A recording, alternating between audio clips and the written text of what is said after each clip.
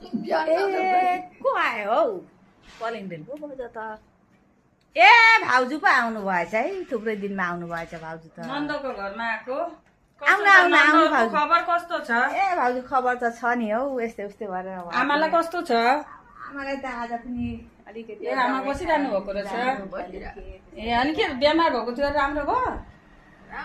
दबाई त खाइरहनु भएछ होला नि त लु हेर्नु है हेर्नु बिचार जेठी बारी अनि मेरी सासू भयो यही त 80 वर्ष हुनु भइरहेछ सासू नन्दहरू अगाडि थिए यहाँ क्वार्टरमा अहिले हाम्रा घरका छेउमा माटो किनेर यहाँ नयाँ घर बनाउनु भएको क्यामेराम्यान घर देखाइदेऊ नयाँ बनाउनु भएछ साथी हो कस्तो लाग्यो कमेन्ट गरेर जनाउनु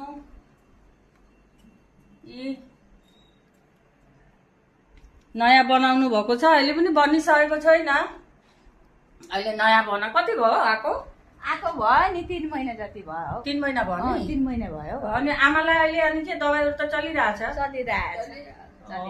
अनि भाइ पनि आउनु भएको थियो अरे त गए आज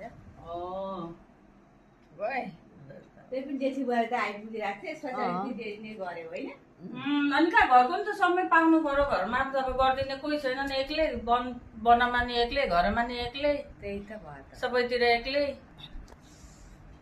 आमा जेठी भाउजू त आउनु भएछ बुहारी त कस्तो लाग्यो त तिमीलाई